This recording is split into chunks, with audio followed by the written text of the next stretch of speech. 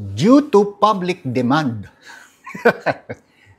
Based sa mga nagre-request po natin sa atin na, "Oy sir, pwede ba gumawa ka ng video? Taga Visayas kami. Taga Mindanao kami. Hindi kami makapunta sa Manila. Gawa kang video, sir." O sige, gagawa akong video para sa letter of authority. So, ang pinaka-pressing issue ngayon sa maraming taxpayer ay nakaka-receive sila ng left and right na letters of authority. So, isa sa mga letters of authority na i-discuss natin is yung BIR Run After Tax Evader Letter of Authority. So, bilang tulong ko sa mga komunidad, sa mga subscribers ko, sa mga followers ko, maggagawa ho tayo ng checklist of to do and not to do things pag naka-receive po kayo ng letter of authority galing sa BIR. Okay, yan ho yung pag-uusapan natin. So, ang hinihiling ko lang ho sa inyo, wala naman akong bayad dito, pwede po ba ninyo, pagkatapos ninyong mapanood itong video nito, pwede ba kayong mag-comment ng thank you po? O, yun lang ang bayad nyo sa akin, thank you po, para malaman ho ninyo kung anong gagawin ninyo kapag naka-receive ho kayo ng Run After Tax Evasion Letter of Authority. Simulan natin yung ating pag-aaral. Simulan natin sa number 1 is ano ba ang ibig sabihin, sir, ng BIR rate LOA? Okay. BIR, Bureau of Internal Revenue.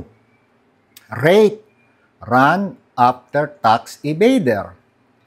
LOA, Letter of Authority. So, mababasa lang naman ninyo dyan yung meron hong standard letter of authority. Ang standard po, galing ho usually yan sa Regional Director's Office. Ayan. Yan ho ang pinagmumulan ng standard.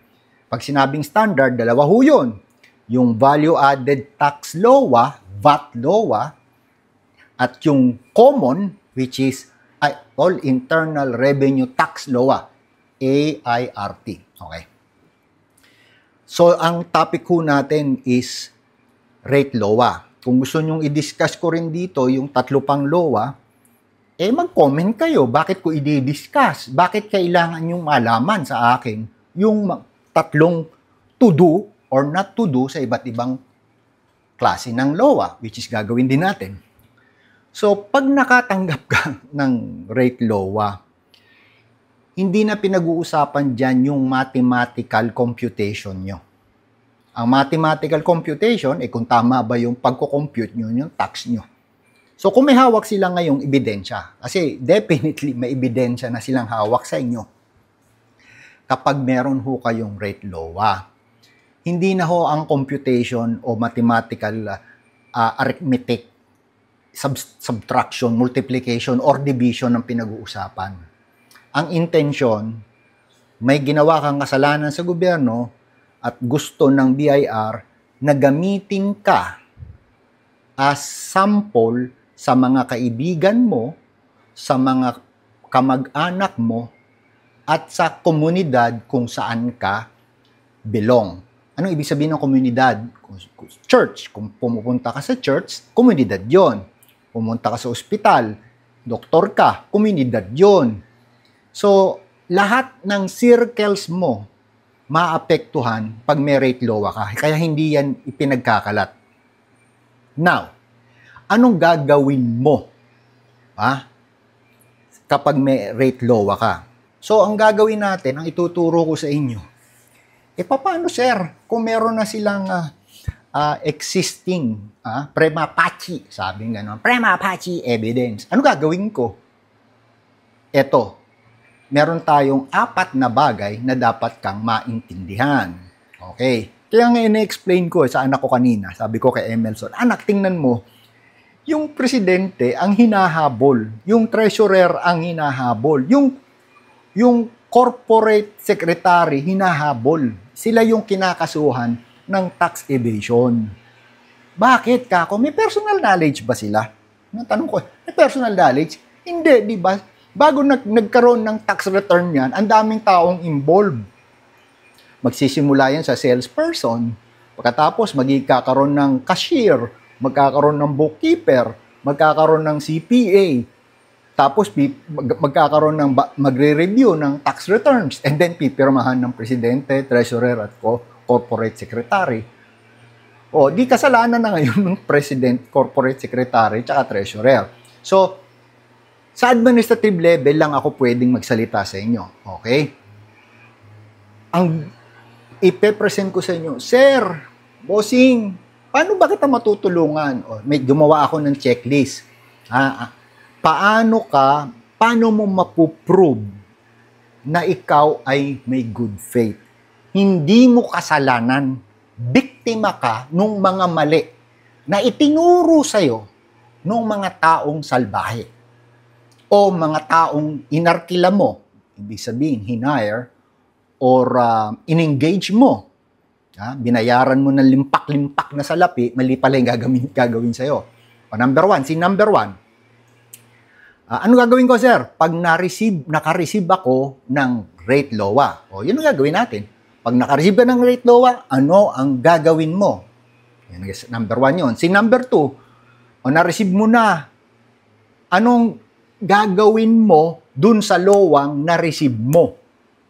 Ang lahat ng LOA naman may checklist. Siyempre, kasama na sa gagawin mo, anong gagawin mo sa checklist?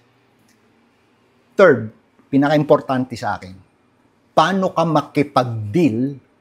dealing. Hindi ko sinasabing mag-put ka, maglagay ka, mag-bribe ka. No.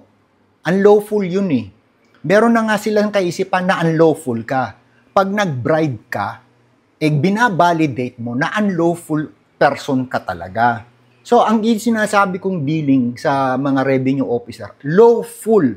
Paano makapag-deal? Kasi nasanay na kayo eh.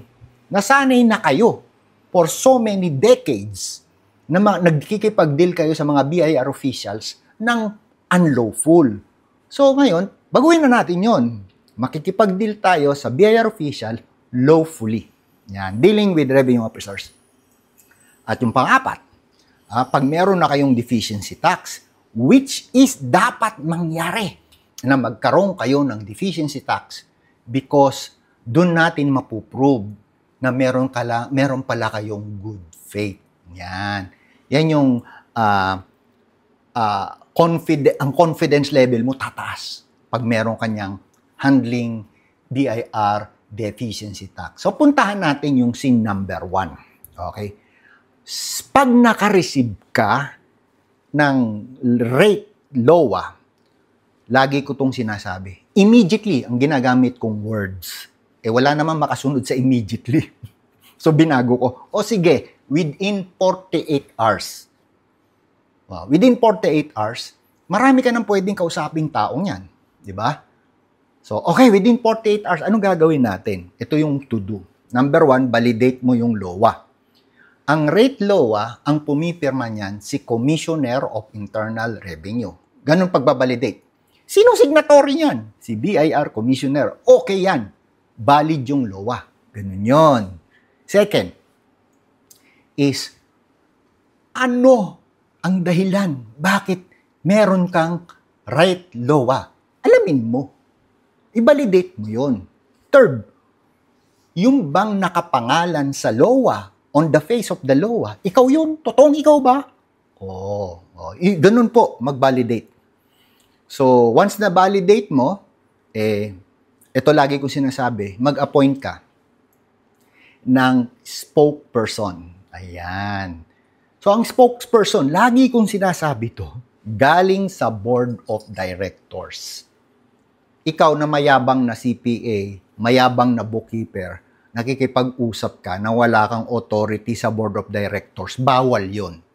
Kasi baka makasuhan ka ng illegal tax practice. Huwag mong gagawin yon. Okay? So, ituro mo sila sa tamang decision makers. Sino yun? Yun yung members of the board of directors. O di okay na. Ano gagawin ng board of directors? Ano to? Siyempre, gagawa ka ng strategic plan, which is gagawin natin mamaya. Third, tingnan mo na yung mga records mo. Secure records. Very important. Lagi ko sinasabi at naririnig ko doon sa mga tinuturuan ko na nag-graduate sa akin, evidence is king. Evidence is king. Kung sino may hawak ng ebidensya, siya ang hari. Kasi nga, natatransfer sa kanya yung pagiging hari ng isang ebidensya. Gusto ko lang banggitin ang pangalan ni Attorney Linus Gallas. Natutunan ko sa kanya to. Sabi niya, is hindi ka paniniwalaan ng court.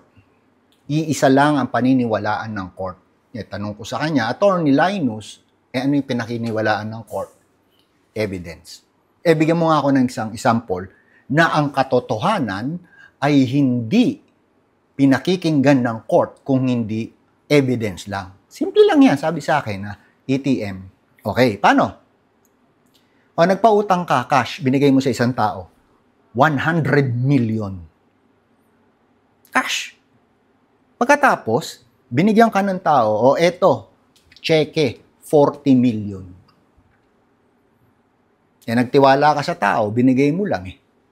Wala kang ebidensya na binigay mo, number 1. Number 2, inaccept nung tao. Pero may ebidensya ka na tumalbog yung checking niya nung nagbabayad siya. 40 million. Nagpunta kayo sa court. O sino pa paniwalaan ng court? Yung daldal mo na nagpautang ka ng 100 million do sa tao? O yung checking na ipinakikita mo sa korte na ito yung utang saking nitong taong to? Kadalasan, sabi niya, ang desisyon ng court do sa cheque. Kasi yun ay proof na may utang siya. Ibig sabihin, importante ang records or evidence sa last. Actually, sabi nga nung isang lawyer sa akin, Panginoon yan eh. Pag nasa court ka, sila ang Panginoon. Okay? Naintindihan niyo? Okay, siyempre, kung meron kang to do, meron kang not to do. Ano yung hindi mo dapat gawin? Huwag kang masyadong maging talkative. Ang isda, nahuhuli sa bibig. Nahuhuli sa bibig ang isda. So, the more na marami kang dinadaldal, the more na marami kang ibinibigay na ebidensya na pwede nilang i-validate at pwedeng gamitin sa'yo. Kaya nga meron tayong Miranda Law. Okay? Anything you say will be used against you in the court of law. Di ko mas marami kang sinabi, mas marami kang potential na magkamali. Yun ang sinasabi nila. Number 2, do not alter your historical records. No. No yan, no. Huwag kang mandaya o mag-fabricate ng records. Mag-clarify ka. Yun ang sinasabi ko. Clarify your records, not amend, not change, not fabricate. Clarify. Pwede yun. Third, do not panic. Do not panic. Okay? So, ang problema kasi sa taong nagpapanik, walang ano yan. Walang maisip yan. At yung pagpapanik is a sign na may ginawa kang kalokohan. Yun yung hinahanap nila. Ganon. Tumatawag siya, hello! Nanginginig ka. Kumain tayo sa labas. Halika, dadaling kita sa mga resort. Ay, panic yun. Mga panicking activity. Huwag niyong gagawin yun, sir. Ma'am, no. Now, let us go to item number... Scene, mali ako. Balik tayo doon. Scene number 2. So, pag na-receive mo, iba yung response. O, anong gagawin mo? Gagawa ka ng formal acknowledgement. Tatlo yan. Number 1, C. Number 1, C. Cooperate, coordinate. Isa lang yon. Second, C. Communicate. Hindi yung daldalan, sinabi ko na yun, not to do yun. Communicate in writing. Number 3 is comply. May checklist di mag-comply ka. So, paano yung content? Okay, turuan ko kayo later on. Okay, meron tayo dyang second opinion, tax consultation, i-click nyo lang para makuha ninyo kung ano yung mangyayari sa ating pag-uusap. Number 2, organize, document meticulously. Yung organization ng document mo magpo-prove na ikaw ay mahusay or in order na tao. Sabi nga ng batas, the rule on taxation must be uniform. Ibig sabihin, in order yung records mo, magandang tignan. So, present yung document mo na in order at madaling gamitin at madaling tingnan. It will prove na ikaw ay mabuting tao. And number 3, critical, transmit your record. Okay, paano mag-transmit? Sinabi na dyan. Iisa-isahin mo at pagkatapos, maraming way mag-transmit. Either through email or through registered mail with return card or personal delivery. Actually, that is these three methods pinopromote ko. Yung tatlo yun. Bawal ding magdaldal pag nagtatransmit.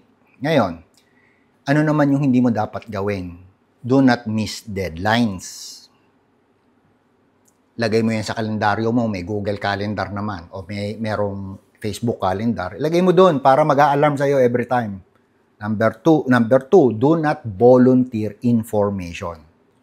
Kung ano lang yung hiningi, yun lang ang ibibigay mo, yun yung ibig sabihin. And number 3, do not submit original documents. Kasi pag nawala yung original documents, kasalanan mo yun, hindi nila kasalanan. Okay? At ang hinahanap pagdating sa korte, ito marami nang nangyari dito, kahit na tax evader yung, tingnan yung Supreme Court decisions, kahit tax evader yung tao, ang naipresent nung government agents, mga photocopy na dokumento, nadidismiss yung kaso. Technical. Okay, balik ako uli dyan. Nagkamali tayo ng dapat dito ko sa number 3, dealing with revenue officers. Again, to do. Kailangan meron kang spokesperson kasi minsan nagmamadali yung mga revenue officer, gusto nilang may makausap. Hindi nila maintindihan yung records mo. So, dapat may spokesperson ka. Okay? Sinasuggest ko is ang spokesperson nyo ay director o isa sa mga director ng board of directors nyo. Okay? Number 1 yun. So, paano namin gagawin yun? Again, pwede tayong mag-usap, pwede akong gumawa ng seminar niyan through online. Kung merong magsasalita, sir, gawa ka. Di gagawa tayo. Tapos, document every interaction. Ibig sabihin, pag nakipag-usap ka sa revenue officer, nag-jot down note ka. Jot down note. And then, pagkatapos mo mag-jot down note, gagawa ka ang tawag ko kasi incident report. Tapos papareceive ko sa kanya, ito yung napag-usapan natin, ito yung sinabi mo, ito yung sinabi ko, at ito yung conclusion. Ganun lang naman gumawa ng. Tapos, every time, lagi kang magte-thank you. Lagi kang magte-thank you sa kanila. Because ginagawa nila yung trabaho nila maayos. Not to do. No off the record talks. Pagkakipag-usap ka sa kanila, ibig sabihin nun, may agenda. Katulad ko, pag nakikipag-usap ako sa iba't ibang klase ng tao, hindi lang BIR official, sinasabi ko, ano pag-uusapan natin? Agenda yun. Okay? Kasi kailangan ko pag-aralan yung pag-uusapan natin. Baka mamaya pupunta ako dyan, wala akong alam. Di sayang lang. Ayan. 2, huwag mong i-blame. Kasalanan mo kung bakit meron kang rate LOA. Kasalanan mo yan. Hindi mo inalam ang batas. Now, since nandiyan ka na, ang kailangan mo is maging unified forces kayo ng mga members ng board of directors. Okay? Talagang ganyan. Minsan dumarating sa buhay ng tao yan eh. Next is, wag kang dadaldal. No answering hypothetical question. Stick to the facts. Okay? May mga tanong sila na hypothetical, wag kang sumagot. Hindi ko alam yan eh. Tandaan mo yung IDK. I don't know. IDK. I don't know. So, yun yung pagkikipag-deal. Usually, ito nire-recommend ako rito. Sir, bago tayo i-email mo sa akin yung agenda. At kung meron kang relevant questions, paki-email mo na rin. Kasi mas madali akong mag-email sa'yo ng relevant answers. Okay, ganon.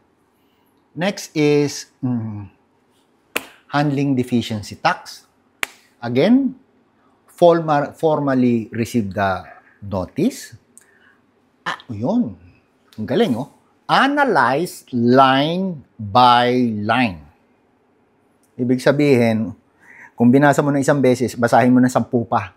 Kulang yung isang beses kasi napakahirap minsan intindihin yung English na nakasulat dyan sa notice.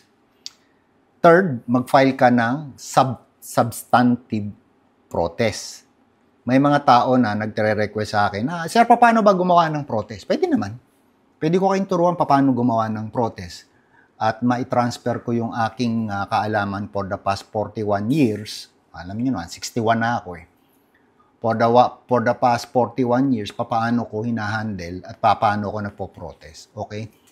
And third is, nire-recommenda ko rin na mag-request ka for a reinvestigation. SOP ko yan. Pag nagko-consult sila sa akin, sinasabi ko, mag-request ka for a investigation. Baka may na-miss sila. Okay? So, ano naman yung not to do? Okay? Do not miss the deadline. Baliktad.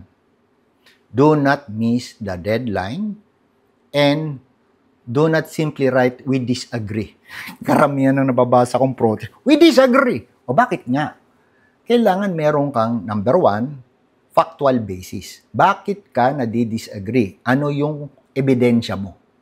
Second, ano yung law na in-apply mo sa ebidensya mo? Yan yung plano. Meron tayong plano sa 4 specific scenarios. Letters lang, actually, sa mga sinasabi ko ngayon, yung board of directors kailangan ng sumagot nito at magplano. Okay? Magpaplano ang board of directors. So, malayo pa tong scene number 4 na to eh. Kung nasa umpisa pa lang kayo, may plano din dyan kasi kailangan yung tulungan yung revenue officer na involved sa pag-audit ng rate LOA kung ano yung pwedeng maitulong mo sa kanila para makakuha kayo ng assessment. Yun ang pinaka-importante sa rate. Makakuha ka ng assessment. Makakuha ka ng assessment. Okay. Pag-usapan na ngayon natin, sabi, eto nakasulat dito, no? Na ang pinu-prove nila sa'yo, meron kang criminal intent. So, ang criminal intent, nakasulat dyan, mga bossing ko, eto, ewan ko yan, no? May willful intent ka. Willful intent. Problema nila yon. Problema ng revenue officer. Pinaiaalam ko lang sa'yo, yung revenue officer, yan yung magiging witness para ipakulong ka. Okay? Siya yung witness ng BIR para ipakulong ka. So, wag mo siyang awayin. Wag. Bigyan mo siya lahat ng reason na ikaw ay mabuting tao. Good faith. Okay. Number 1, to do. Be transparent. Kaya nga, igaayusin natin records mo eh. Wala tayong i-alter eh. Be consistent. Maging formal ka. Okay? And number 3, may controlled cooperation.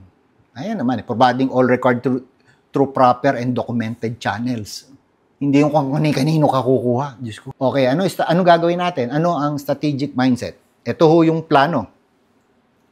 Is, bigyan mo sila ng reason na may utang ka lang sa tax. May utang ka lang sa tax. At wala kang criminal intention na lokohin ng gobyerno. May utang ka lang. Utang. Ayun. So, ano gagawin mo? To do, you are not settling a debt. You are defending against a criminal charge. Every action must support the narrative of good faith. Every action must support the narrative of good faith. Yun yung plan of action. Yun yung only plan of action. Kung nakikinig ka sa akin, yun yung only plan ng action. Second, discipline over dialogue. Yun. Yung iba kasi, puntahan kita, kakausapin. Huwag ganun. As much as possible, ilimit mo yung exposure mo sa face-to-face meeting o conference. Limit nyo yun. Mas maigi, iset nyo yung rule, magsulatan tayo, sir, para mas malinaw yung ating pag-uusap. Yan. Third, na pinaka-importante, is due process. Process is your seal. Due process yun. Pinakamataas na right nyo is due process. Use it wisely. Use it timely. Use it consciously. Yan ang recommendation ko sa inyo. Wisely, consciously, and timely ang paggamit ng due process because rights may be waived. So, kung hindi mo ginamit yan, waive yan. So, yun ho yung ating checklist of to do and not to do para ho sa may mga rate LOA na hawak ngayon o kung gusto po ninyong hindi makahawak ng rate LOA, umpisahan nyo na ho itong gawin. Umpisahan nyo nang gawin. So, with that, ang hinihiling ko lang ho sa inyo is mag-comment ho kayo below. Thank you lang. Thank you po. Okay? Para naman ma-encourage ako na gumawa pa ng iba't ibang klase ng video para ho sa community ng mga taxpayer na naghahanap ng sagot na bakit ako iniwanan ng lawyer ko, ng accountant ko, ng mga empleyado ko. Okay? Ibig sabihin, mali ho yung strategic mindset nyo. So with that, mag-comment kayo, mag-subscribe kayo sa baba, mag-subscribe kayo at mag-comment kayo sa baba ng thank you o mag-comment kayo ano yung gusto ninyong susunod na video na gagawin ho natin. At kung kailangan ho ninyo ng mag-explain ng problem ninyo at ang possible solution sa problem ninyo, pwede ho kayong bumili ng aking second opinion tax consultation. Ayan. So, nandiyan ho sa baba yung link para makapag-register ho kayo. With that, peace and happiness be with you for life.